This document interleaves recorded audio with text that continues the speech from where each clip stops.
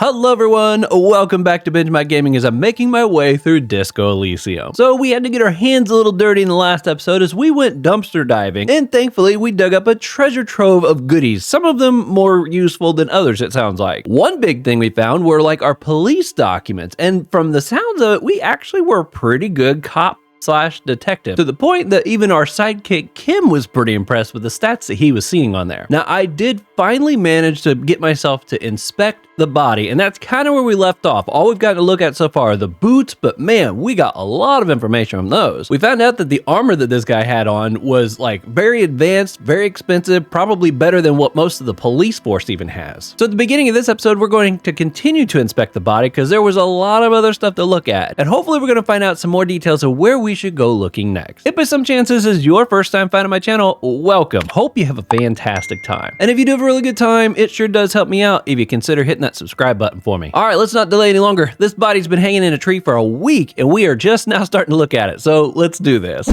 All right, welcome back everybody. Hope you're doing fantastic. My goodness. Oh, we finally get to inspect this body. I did not get very far into it last episode.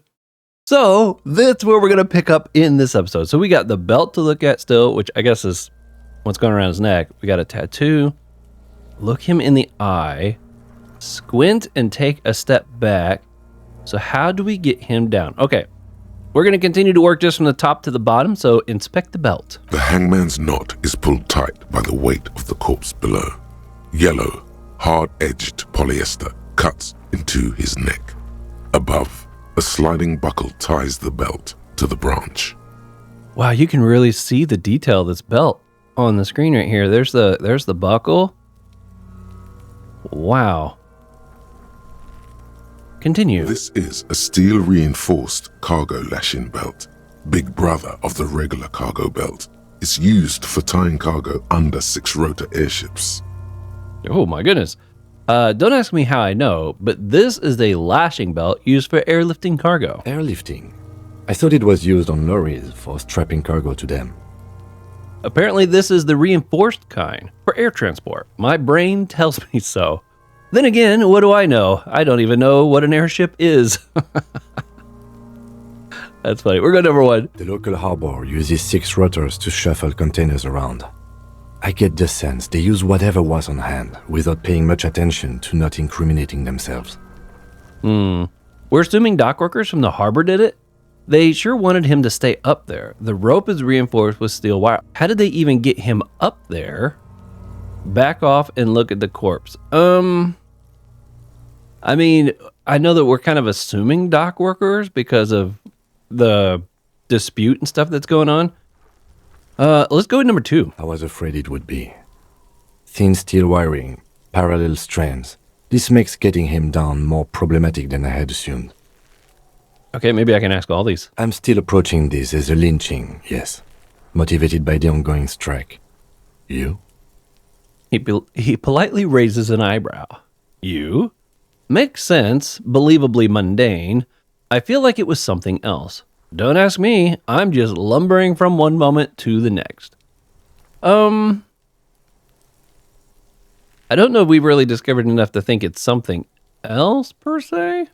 I'm going to kind of assume it is. I don't think the dock workers would just lynch a security guard. I feel like there'd have to be something else. I'm going to go with number 2. Yes, it often is. This bell worries me. How did they even get him up there? A noose is one of those things that's easier to use one way around. He points to the buckle tying the belt to the branch above.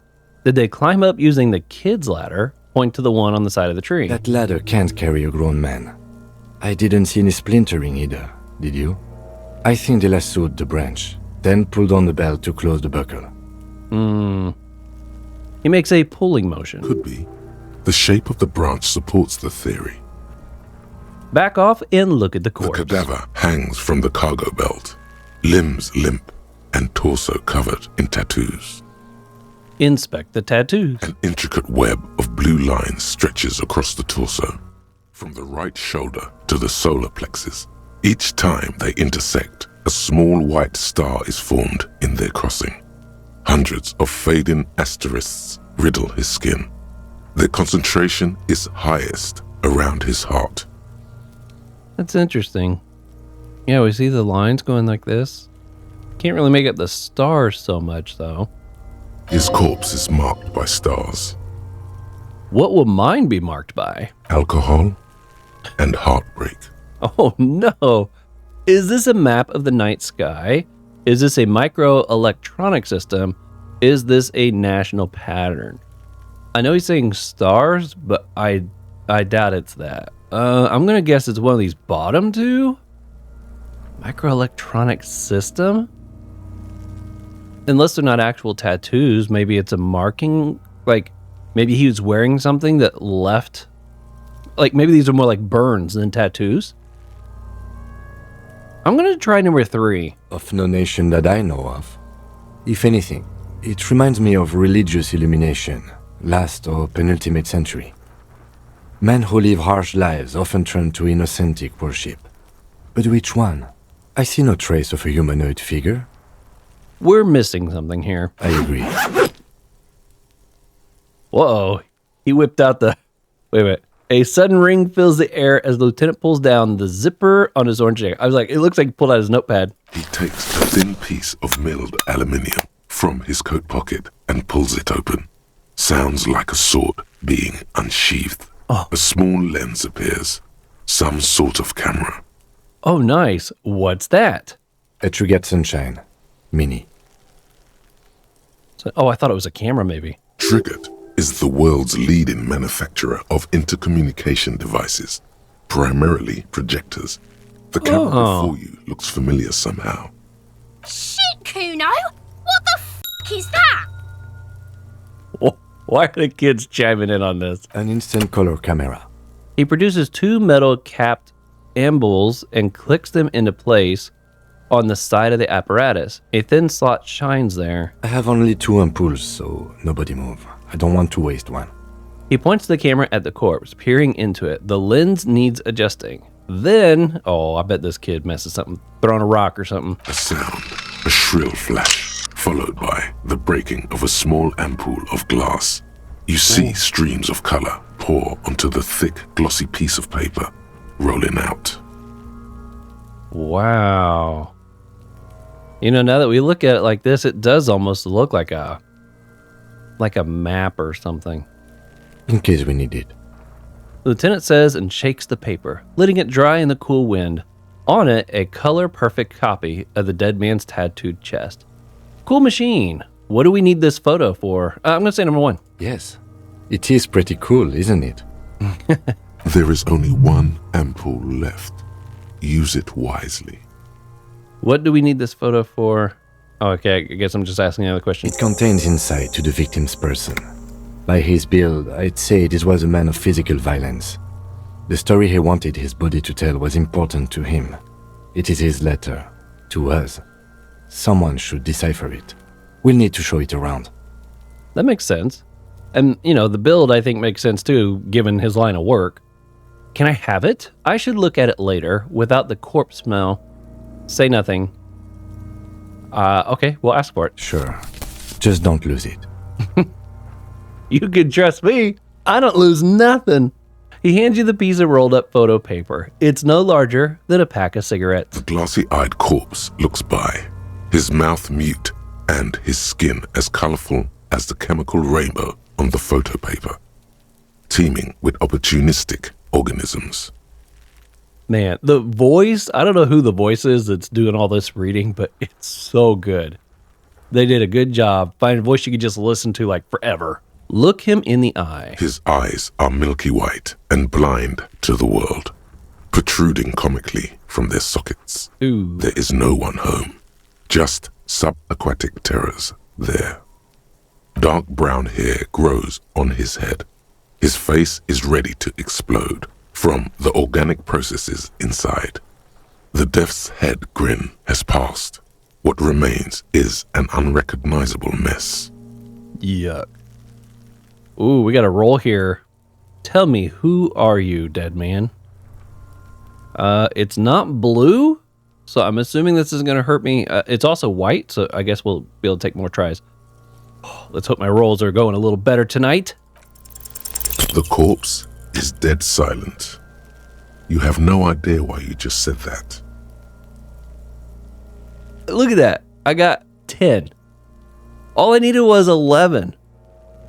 Such a bad roll. I am on a streak of really bad rolls. I'm sorry, y'all. I've heard it's not necessarily a bad thing when you fail these things because you get dialogue that you wouldn't get if you succeeded. But it's like, still kind of sucks. Okay. Who is he? He is male, 4250, with an athletic build. Back up. Oh, see, well, tell me what I need to do. Put skill points into Inland Empire. Okay. The corpse looks right through you as you distance yourself from its stench. Eyes like a shark. Squint and take a step back. As you narrow your eyes, the monster before you blurs into a violent mess of green and pink. This is a trick. You've done it before. Pink is where the blood settled in the first hours post-mortem. You can use it to see if the corpse has been tampered with. Does his position at the time of death match the discoloration? Oh. Good point. Well, I would say that, well, at least from where I'm sitting here, I would say this, and this all does. I would say this does too. The only way this would maybe not is if it's just on one side, meaning that he was like laying down for a little bit, but I don't know, hard to tell from here. Observe. Only the lower extremities are pink with a dash of blue. His fatted hands, thighs, and his neck, just above the noose. The rest of the corpse appears dark green in the cold spring air. His face and hands are pink, thighs too. Stop, relax your eyes. Number 1. I see it. His neck too. The lividity goes right up his chin. We have good, well-pronounced discoloration here. Relax your eyes. The monster comes back into focus, an explosion of color, coursing with dark marbled veins. His stomach appears pregnant with something. Black liquid streams down his thigh and onto his boot. That's a very disgusting yet true way to put it. Yuck. So, what do you think? I think he's dead. I think he was upright after death. You know, one thing I was going to point out, when it showed his close-up picture, he does look very, like, red, like, around the eyes and everything. I don't know if that's from, like, a fist fight, like maybe he got into a fight beforehand. I think he was upright after death. His hands and feet and neck are discolored. Cover your nose. Something is coming out of him. He's beaten up. See the bruises? Ah-ha-ha. That's what I was thinking. Back off and catch your breath. Number 1. I agree. His personality is no longer a part of the world. I had to. Totally dead. Totally dead. The world no longer stores his personality in its composition. There was a time for that, and it ended 7 days ago. No, better not say that. Too heavy. What? Too heavy? Totally. This Buster's not coming back. Deady dead dead dead. What is that? Number 5. Dabba-doob doob dead.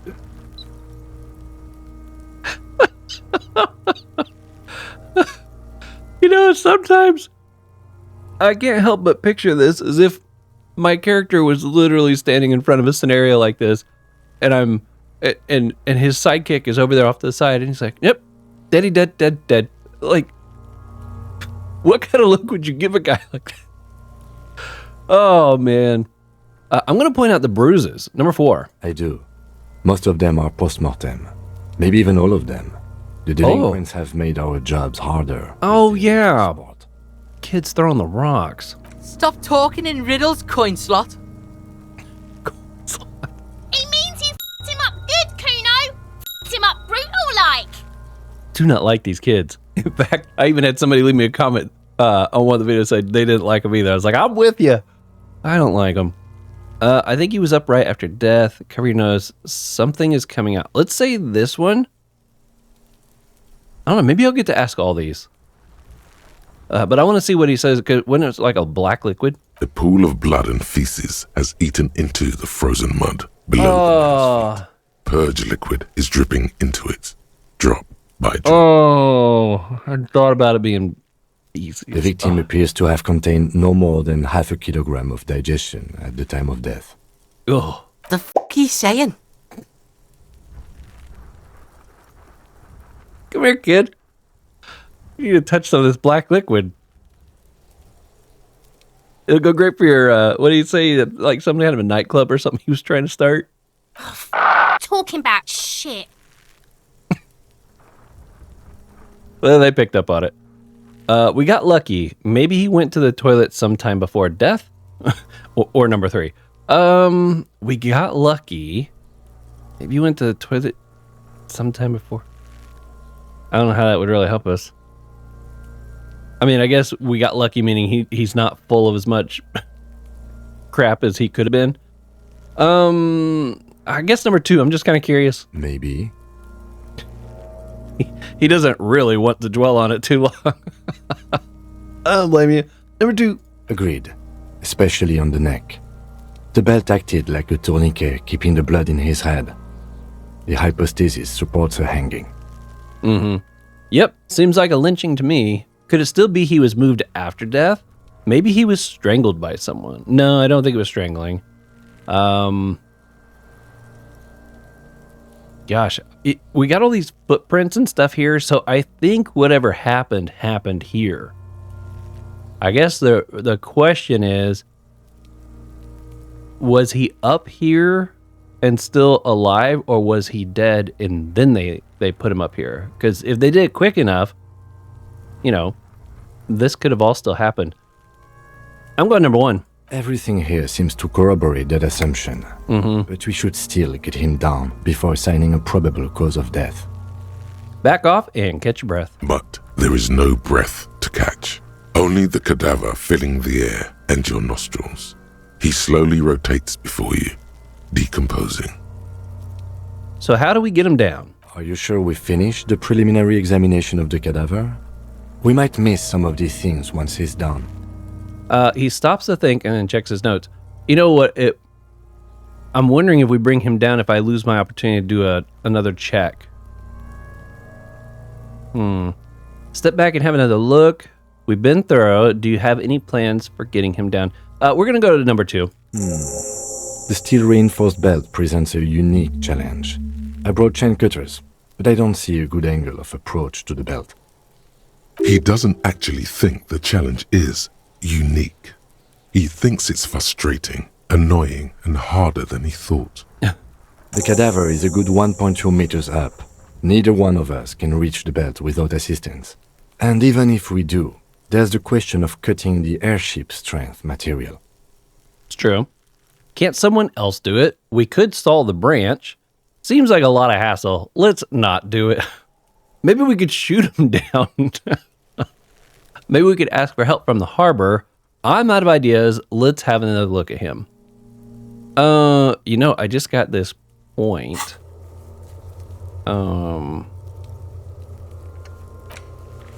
Somehow make it so that the bloated corpse isn't up there anymore. Shoot it down or ask for help. Do something. You're a cop. Ask about the tattoos. Ask Cuno and the kids about the armor. Run the number of the victim's armor. Okay, yeah, that's all good stuff. What was it? Inlane? It was like inland something. Ah, here it is. What's this one do? Hunches and gut feelings, dreams in waking life. Because if I raise this up, I would get to take another shot at that, I think. Man.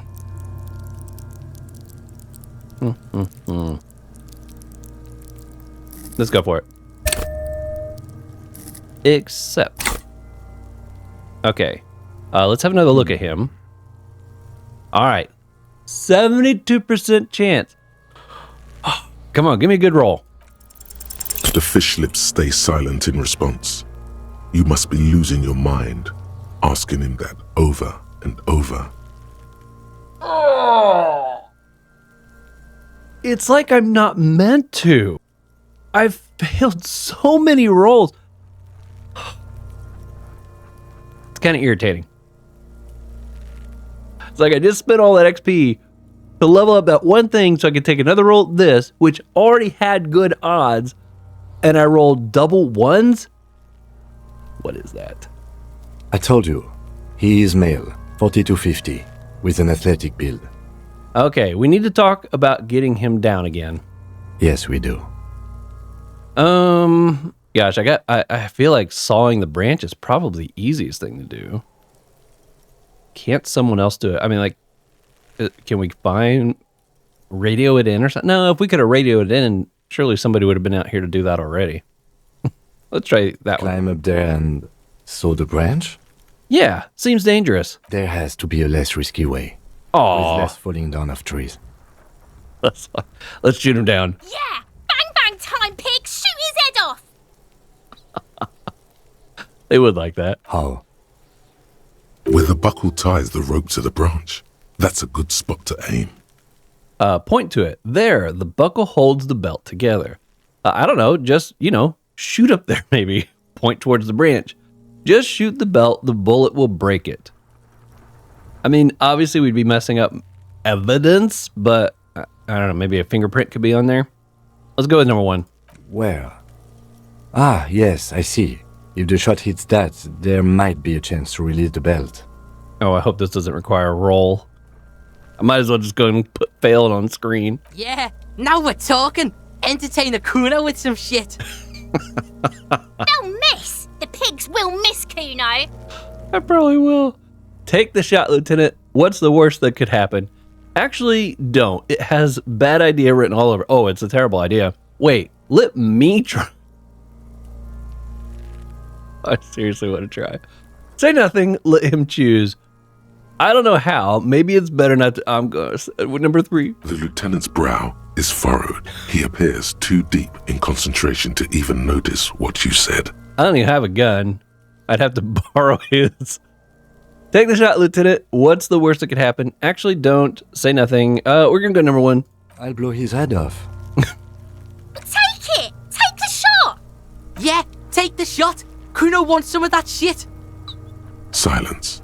With his elbow sharp, the lieutenant unzips his jacket and produces a lightweight firearm.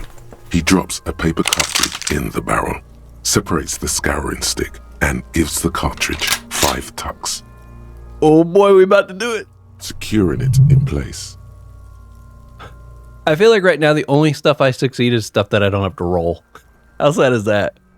That's a Kiel A9090 Armistice, mass-produced muzzleloader, ascetic, frugal, one of the most common firearms in the world.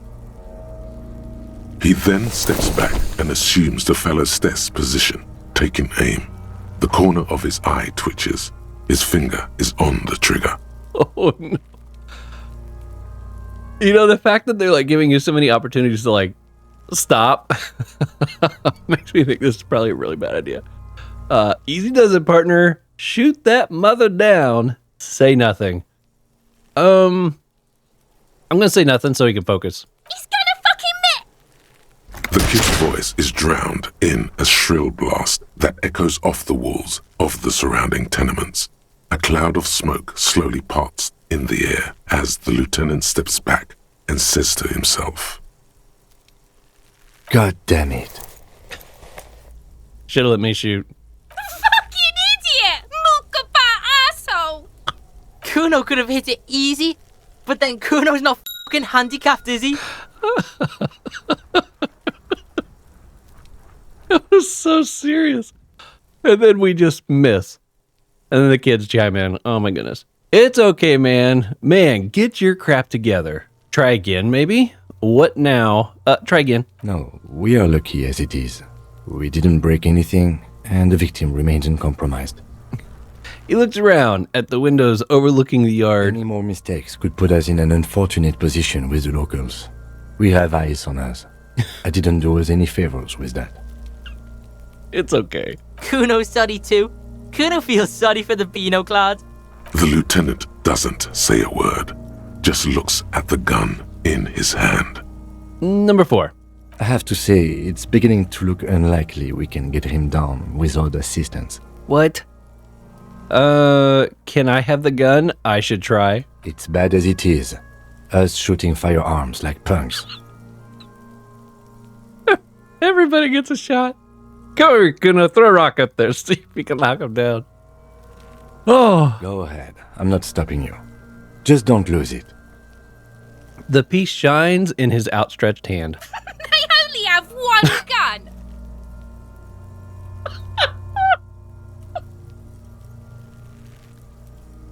That's so funny. The fact that the kids saw it, they have to share. My turn. Oh, gosh. Oh. I love this game. This is the sorriest pair of pigs Cuno's ever seen. Take the gun. Yeah, take it, you fucking banana poika. Take it and shoot yourself in the mouth. Oh, come on. Feel the weight first. Point the gun at the belt. Number 1. The cold piece of bakelite and gunmetal is surprisingly light. Your fingers fit right through the guard, instinctively resting on the trigger. The f*** are you waiting for, Cuno? Tell him to shoot himself in the mouth. Point the gun at the belt. The buckle comes into focus in your sights. You stand with your feet planted firmly in the ground and your left hand supporting your gun arm. Why don't you just shoot yourself in your mouth? At least you My won't goodness. miss. I don't like these kids at all. So you say shut up. Oh no. I have like nothing in the yellow category. Close your left eye first. Point the gun. Give the gun back. Let's try point it. Let's do number 3. Your field of view narrows. The branch slowly moves, becoming entirely two-dimensional. The metal buckle glimmers, catching the noon light as the corpse slowly rotates. The slow movement of the branch in the wind and your shoulders directing the gun sync up, dancing hypnotically. Look, he's crying. You gonna cry now? Cried. Fucking faggoty. Yo, look at that. We brought it up to almost a 50-50. Point the gun.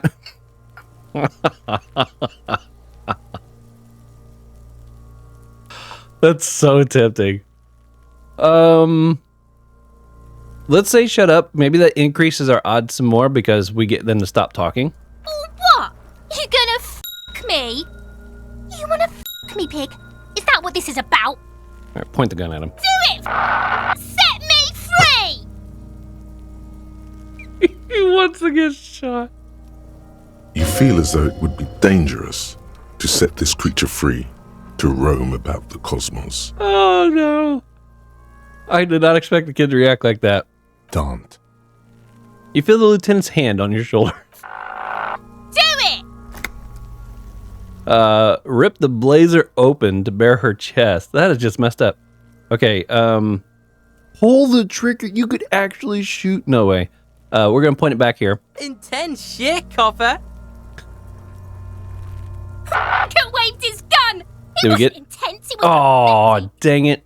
We lowered it back down. I was hoping that if we got them to be quiet, although maybe me pointing the gun is what actually caused that. Man, my rolls have been so bad. And it's a red check. I don't get another chance at this. So I have a 3. That puts me at 28%. So what is it? I need at least a 12 or an 11.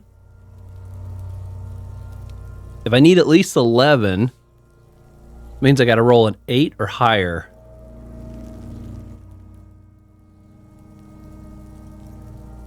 Man, part of me is like, surely I got to roll a good number here sooner or later, right?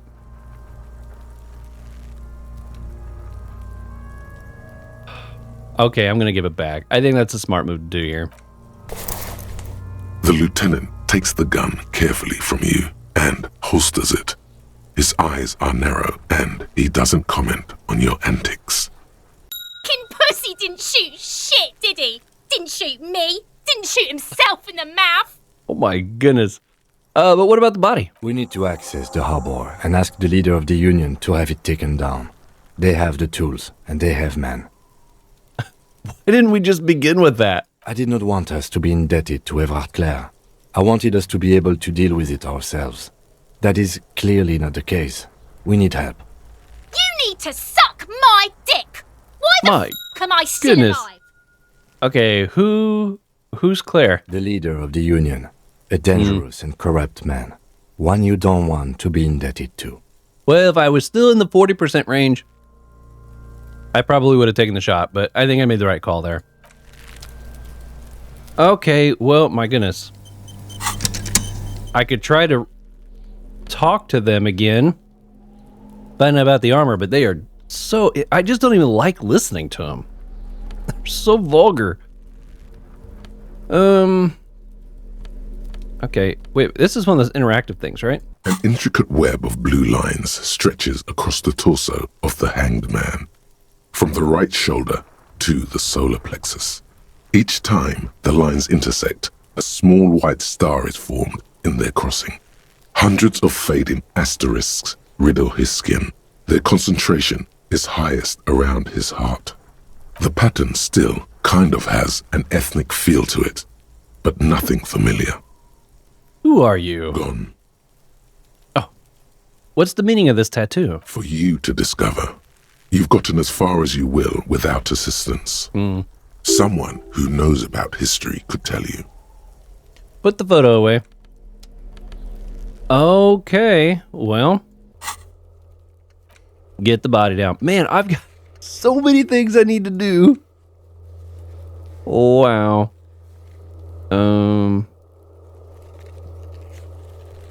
Oh. So do I have something here with Kim that I could redo? I'm a little confused on how to tell when something is able to be reattempted. Oh, maybe it's highlighted white if it can be reattempted. But this is legendary and that's legendary, which means they're going to be extremely difficult rolls still. Okay. Well, as much as I don't want to talk to these kids, we might as well come over here and talk to the kids. So you tried to kill Cuno's girl? What's up with that? You want to talk about it? But I didn't try to shoot her. I just aimed at her. Yeah, that sounds so much better. I'm sorry about that. I got carried away. I think we've all moved past that by now, Cuno. Number 2. Do this shit again, and Cuno's gonna climb in your room at night with a knife. I think he'd do it, too. He points towards the whirling in rags whispers. Cuno knows where you sleep. The pig who f***ed his window up. I'm gonna climb in through that balcony, put the fucking knife in you. My Yeah. goodness. I've been in your room. But you and Cuno are good for now. Pals, shoot that shit at Cuno. Let's have a jolly time. What? The determination in his voice leaves little room for doubt in his sincerity. He means every word. Needs to be taken seriously. It sounds like it. You don't threaten me. Okay, let's. Shoot. Let's have a jolly time. Number 1. One word out of you, pig shite, and you're locked out of the Cuno experience forever. You hear me? You hear the Cuno? Nod, you hear him. Try me, you little seriously risk. I like how they put that. Number 1. And you're back in business with the Cuno. Now what is it? I have more questions about the crime scene. I want to discuss the body with you again. The fuck about it? Where's the rest of the armor? Cuno doesn't give a shit about the armor. How come? Cuno's gimp's got one big thing wrong with him. He's a fucking mutant. A mutant? Look at him.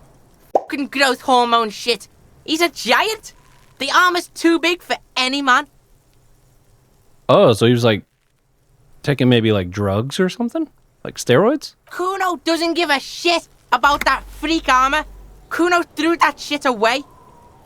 What do you mean you threw it away? Cuno tried to get the helmet on. It was too big. He performs a kickoff on an imaginary helmet. Cuno kicked that shit in the sea, rugby style. That shit means nothing to Cuno. Ooh, you threw it into the sea. Yeah, That shit means nothing to Cuno. Cuno doesn't give a shit about material shit. Cuno's a fucking monk. He's a monk. Whatever. You wanna fuck on someone about that armor? Go fuck the mustached union. The jolly Gosh. troubadour shit at the gate. I've never played through a game where I felt like I needed to censor like an NPC speaking, but my goodness, this guy might get me demonetized on this video. This is nuts. If you hear a lot of beeps, or at least some beeps, it probably needed it. Okay, what do you mean? Yeah, cock and boot. You know that jolly union cow fucker? Came around talking about cows or some shit? Came around pretending like he cares about cows? So yeah, he's the one you want to talk to. He's fucking crazy about that armor shit. Coming here pretending like he likes cows. Trying to catch a peep at Kuno's armor. Go to the gate. Ask him yourself. Curious, my liege. Why did Cuno feed you this information? And you're just telling me this out of the kindness of your heart? Let it be. Gosh. Okay, number one. Yeah, Kuno's doing charity today. Cuno Day.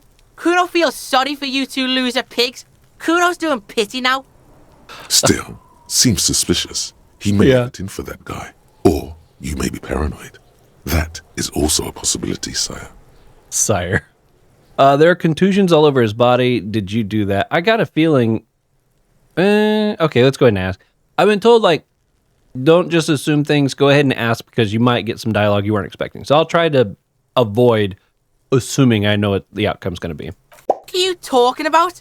What is this contusion shit?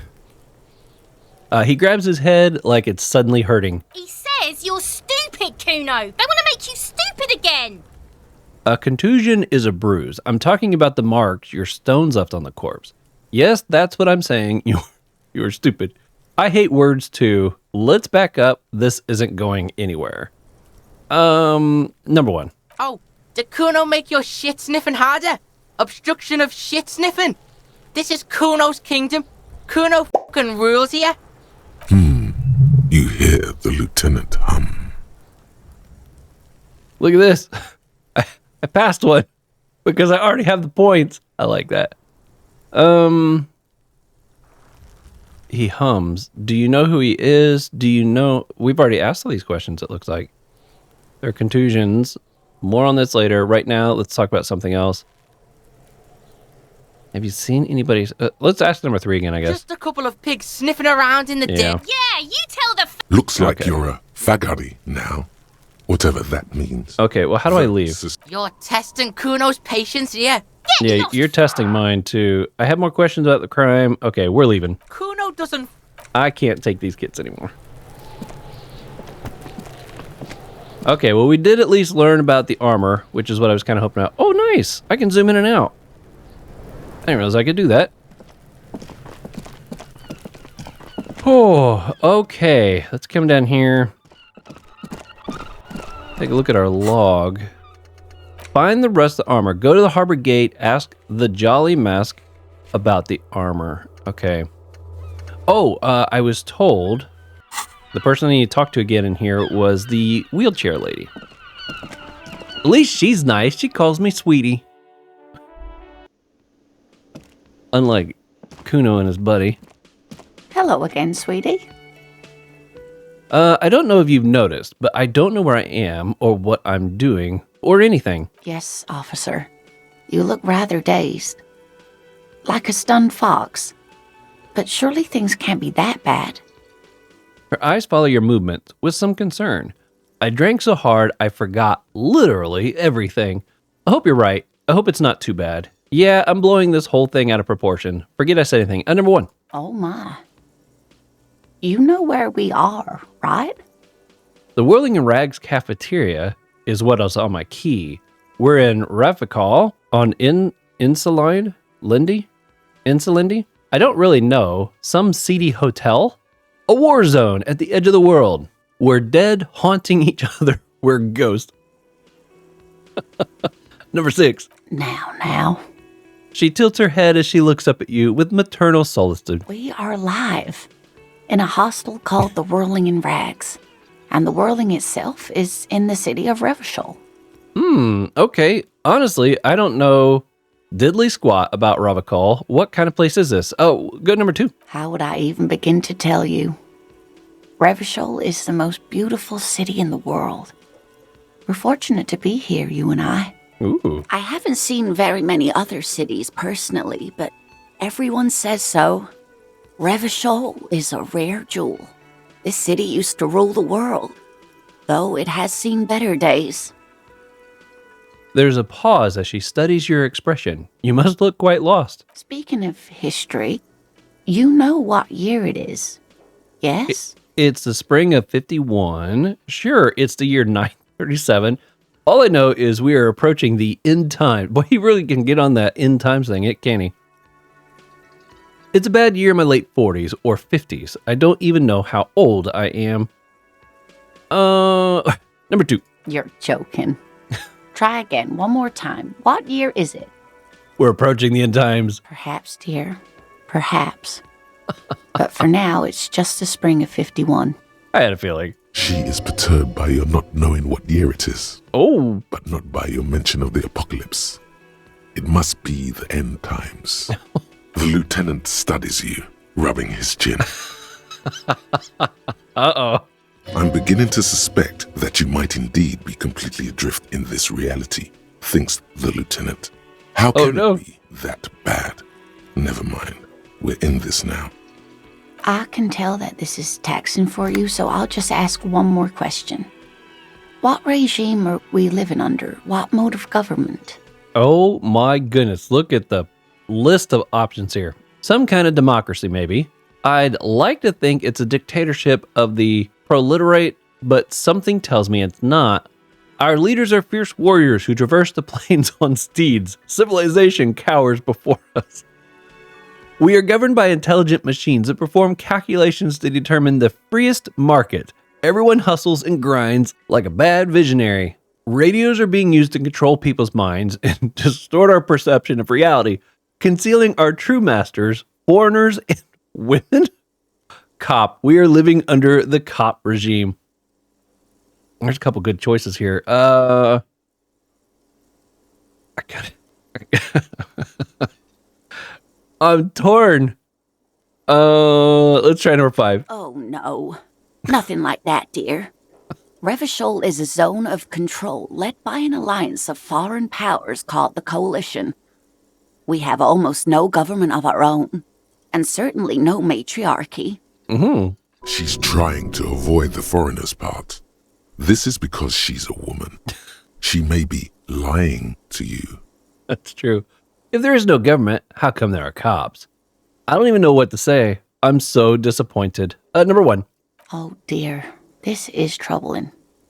You really ought to know that, being one yourself. There aren't any cops in Revachol, not in the traditional sense. The status of law enforcement has been a complicated matter since the revolution.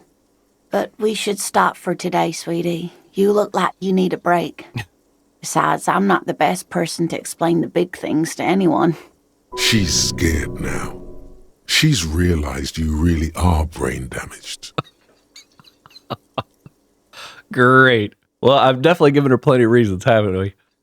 So, how did I do? What is the revolution you mentioned? Who could tell me more? Number 1. You didn't do too well, dear. It does look like you're having trouble remembering things. Yeah. History and places. Remembering reality, in a word. It's very odd. A sigh. The lieutenant buries his nose in his notebook. But maybe a fresh set of eyes is what the world needs. And while I'm no doctor, such bouts of amnesia are often temporary, so I wouldn't worry too much. Yeah, that's what I bring to this, a fresh set of eyes. Okay, well, ask this one. Defeat, I'm afraid. The people of this archipelago tried to build something new, something different. The rest of the world didn't like it, so they came and ended it. This was 42 years ago. Oh, wow. What does that have to do with there not being any cops? But I'm a cop. Whatever it was hasn't stopped me. I mean, I think we've established that we're not like a cop. Like, it's not like a police force kind of thing, is what it sounds like. But it does make me wonder, it's like, who are we radioing back to? Okay, number one. It has something to do with everything. I really don't know how to explain it better.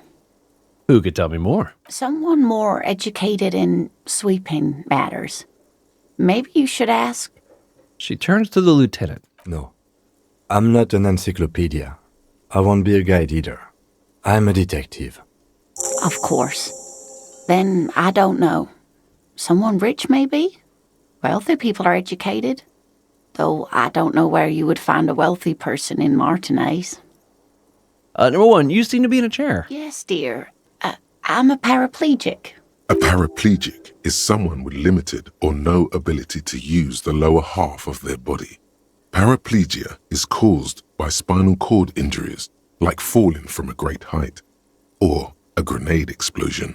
Oh my. A grenade? Did you fight in a war? I'm sorry, it was rude of me to mention the wheelchair. Let's move on. Thanks for clearing that up for me. Let's move on. Number one. No, dear. I'm not quite that old. Although I was injured in the line of duty. Were you a mountaineer? Were you a tightrope walker? I feel like I was in a war. Number two. Nothing so extravagant, dear. Though what young girl doesn't dream of soaring over a crowd? What did you do then? I was a training and development manager at a rapidly expanding mail order shoe company. You'd think it would be a safe job, but I had to be everywhere, and, well, once I happened to be under some faulty scaffolding. Oh no. I was lucky. This was almost 20 years ago, and I was compensated exceptionally well. One can only dream of such payoffs nowadays. She runs her hands over the chrome wheels of her chair. Number three. No problem. Okay, I've gotten to get going now. Wow. Get a reality lowdown. You have no idea where you are. Lena encouraged you to ask others to explain the world to you in greater detail. Perhaps try a rich person. Rich people are educated. Okay, well, I didn't really learn as much more from her as I was kind of hoping we would. Track down your gun, sing karaoke. Who put the clothes in the trash? Okay, well, I tell you what. Let's go out and see if we can find somebody new to talk to. Let's see, was it tab? Okay, yeah, I can hold tab to kind of see things that are clickable. Anything in the trash? This Post Lavatorie mail collection box has been heavily vandalized with graffito. A closer inspection reveals 2 bullet holes in the front. Oh my goodness. Good mail delivery box. Pat the box. F you mail delivery box and kick it. We'll go number one. Oh, we really did just pat it. Seems happy. Eat shit pig, fucked by the coon, and St. G with a crown have been scribbled on it. Jenny is a whore, and best set mailbox also. Well, I think we know who was doing all this, huh? I feel you, mail collection box. Yeah, absolutely. Been there, post la aventure, mail collection box, been there. Mail collection box, you should man the F up. I'll go at number one. The mail collection box seems cathartic, thankful even. So do you. You shudder. Then you swallow. And we leave. Well, that's kind of cool. If I had been low, I'd have just gotten one back for that. That's kind of fun. Oh, wow. There's all kinds of stuff over here. This book has a rose, a pistol, and a half-naked dame on its cover. On the cover stand, a very muscular man surrounded by flames. Oh, we got a little bookstore here, I take it. This is a book about pate. This book, you don't really understand what it's about, nor does it seem important. A book about, oh my goodness, something culture. It promotes freedom and roaming upstream. A book about the future. The government reads your mind using radio technology. Hello, sir. Step right in. The store is open. A young girl with chubby red cheeks waves at you, smiling. Her nose is also red from the cold. Hello, I am the law. Number 2. I know, sir. She stomps her feet to feel warmer. Are you interested in a new and exciting book? What kind of store is this anyways? Is it okay if I ask you some questions? Not really, and leave. Number 1. It's a bookstore, sir. We sell books, postcards, and some board games. It's called Crime, Romance, and Biographies of Famous People. Nice. Whoa, whoa, whoa, whoa. Hold your horses, little girl. What? How'd I feel this? I didn't even do anything. Maybe it was like an impossible thing? What is a book? What's a postcard? What's a board game? Don't be ridiculous. I know all these things. Number 1. That is a book. They have stories inside them. It's like someone told you a story in a really long letter. What's a postcard? A postcard is a small cardboard picture. You can write a few words on the other side and send it to your friend or beloved. What's a board game? Board games are like little games on a table, made to pass the time.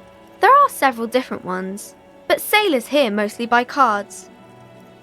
Yeah, I like playing board games. My boys are at an age where they're fun. In fact, they just started playing the Pokemon card game. I played some Pokemon with them last night. It was fun. Okay, interesting. Thanks. My pleasure. Anything else you'd like to know? Is it okay if I ask you some questions? Okay, sir. I'll try to answer any questions you have. I hope they're about books. What is your name? My name is Annette, sir. My mum, her name is Plaisance. She owns the store. She's inside minding the register or organising the stock. The girl gazes at the window, then suddenly jolts, her eyes wide, as if recalling something. Feel free to step in and browse our wares.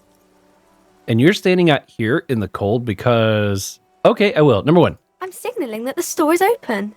Otherwise, people might not know. They'd miss out on the crime, romance, and biographies of famous people. That makes sense. I should have a word with your store owner, maybe. Such a good trooper you are. Already learning the value of hard work. Pat her head like the mailbox. I could help by brutally dismantling the free market. Number 2. Thank you, sir. I'm happy to help Mum out with the store. Aw. I was expecting him to actually go up and pat the head. Shouldn't you be in school or something? I do my studies at home at the moment. I have to help Mum keep this place running. Isn't going to school more important than this? School's stupid. You're lucky not to be there.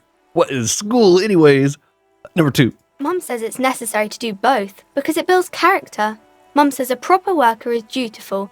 That's how you get ahead in life. You succeed. I love it when you can give an absolutely stupid remark and it's like they just don't even acknowledge what your comment was. There is stress and unease behind these words. She's reciting etiquette. Oh, how's the business going? Mum says it's peachy. She was a little afraid at first. There's talk about this house being cursed.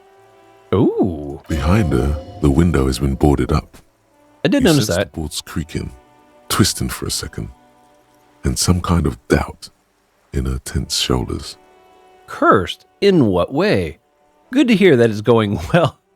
I'm sure there's nothing to be worried about. Number 1. Cursed in the way that makes them say that no business has ever really thrived here, sir. That they all go... She's looking for the right word. Bankrupt? Butt up? Say nothing. No, not to the kid. What's the number 1? Exactly. But we've been doing fine so far. I don't think curses are real. This sounds rather serious. I should probably look into this. Narrow your eyes and look through the creaking boards on the window. Number 2, of course. We can go into the bookstore and ask about the case. But I don't see much more to look into here. Lieutenant makes a note in his notebook. This guy refuses to think that there's some conspiracy going on. Yes, please do look at our wares inside. The postcards and board games you asked about are also there, sir. Very nice, very nice. What do you know about other failed businesses? How does this cursed manifest itself? Stroke your chin. Enough about the curse for now. Number 2. It does not manifest itself in any way. It does not exist. I liked it better when we were talking about whether it's appropriate to stand out in the freezing weather. Oh, come on, Kim. But Kim, the plasmic manifestations. Fine, I'll show you.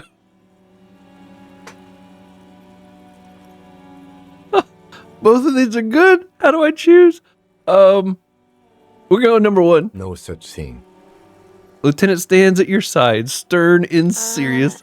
Anything else you wanted to talk about, sir? Even the kid's getting nervous. What do you know about the other failed businesses? Nothing really, sir.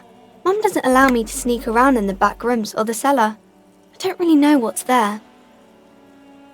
A curse, maybe? Stroke your chin. Enough about the curse. For now. Maybe I can tell you about some of our books instead.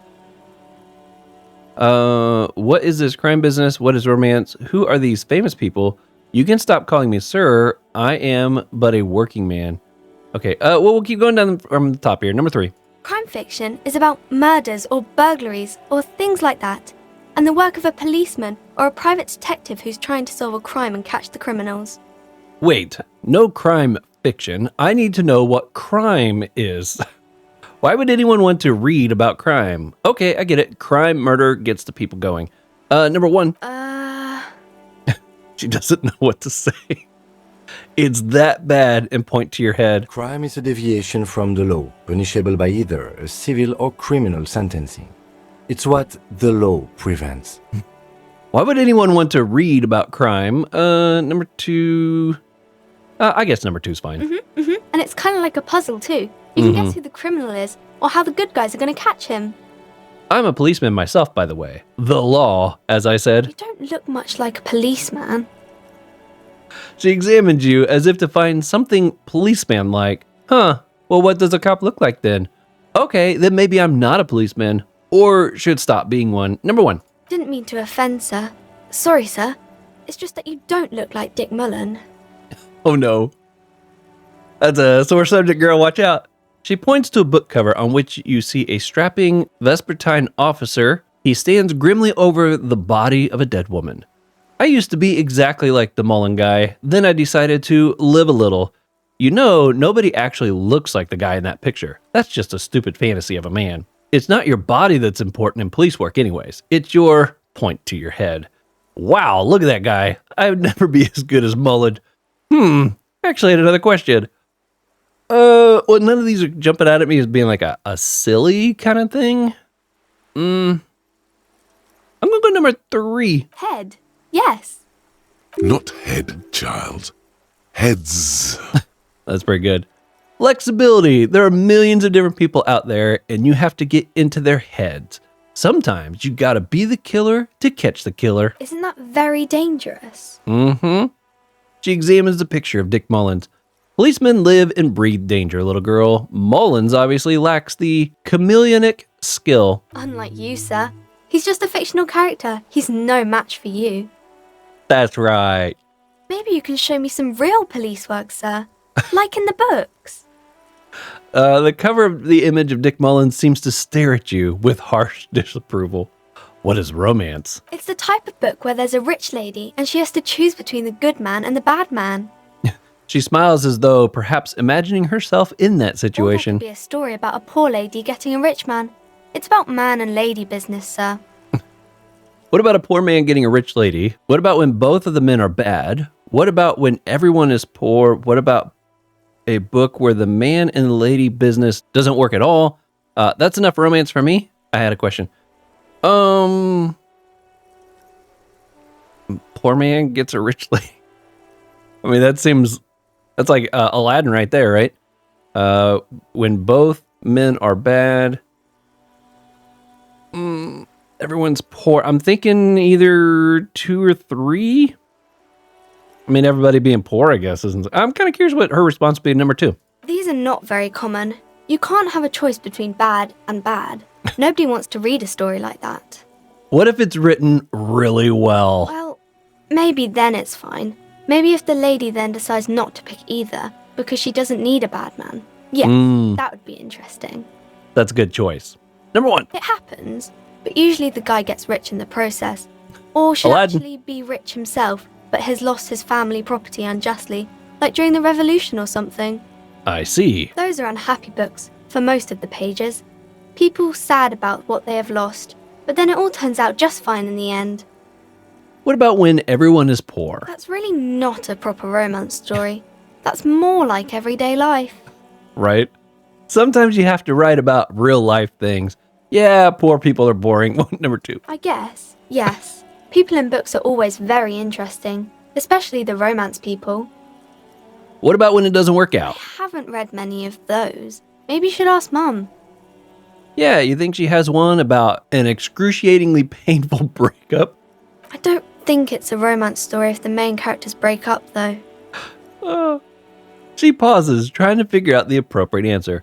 No, think about it. One where they plunge into a torrid spiral of pain and reclamation, only it's really long and drawn out. Scarred for life, phantom limb. Okay, number 1. Poor girl. No, I don't know. She looks at you with puzzlement.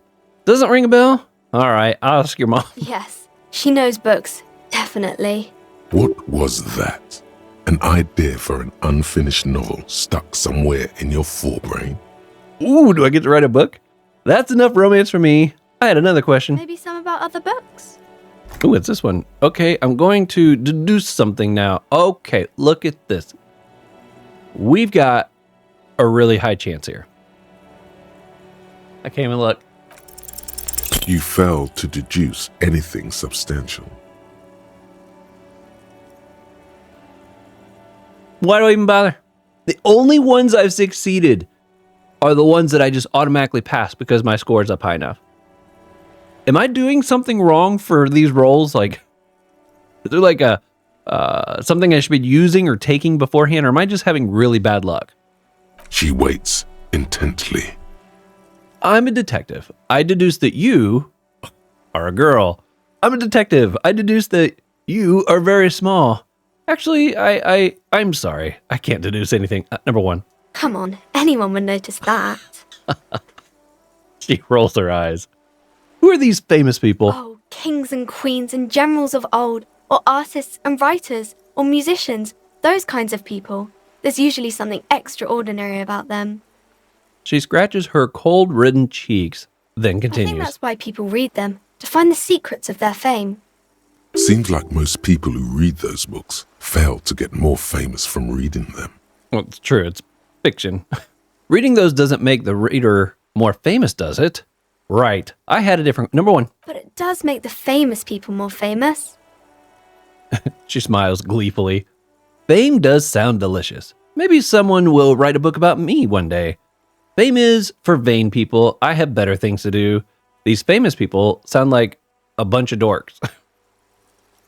Oh, number 1. Why would they do that, sir?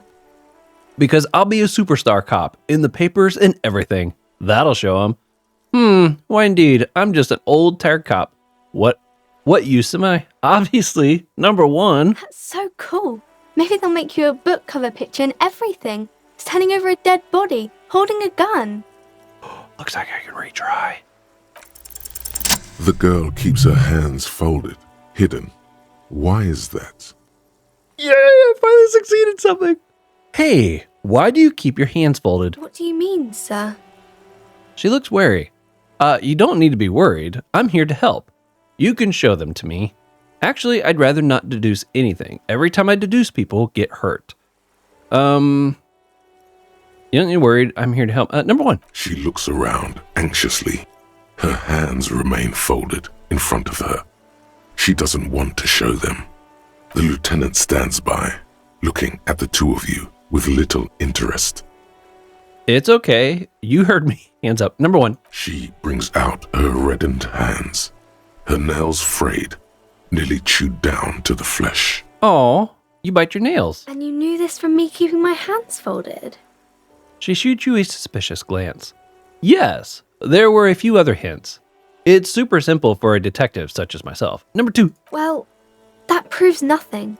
Anyone could do an easy deduction like that. Her eyes flash with defiance. She's not impressed. Want more? Bet I can figure out why you bite your nails. I got a few reasons in mind. You think so? Fine. Do better. Deduce something. No, I'm sure she could. Number 1. She nods, half provocative, half enthusiastic. Oh yeah, she wants me to succeed. You're uptight because your mother and the pressure she's putting on you. Rats have been nibbling on your fingers. Child labor is dismal working conditions. Chewing on nails means you're recycling your body. material. It's an intense dedication of the way of business. There are no riches without personal sacrifice. I'm gonna say number 1. Maybe so, sir. Okay, I know it's a bad habit, and I shouldn't. Either way, another ace deduction by the number 1 detective in town. I hope this has entertained you. Number 1. It was okay, sir.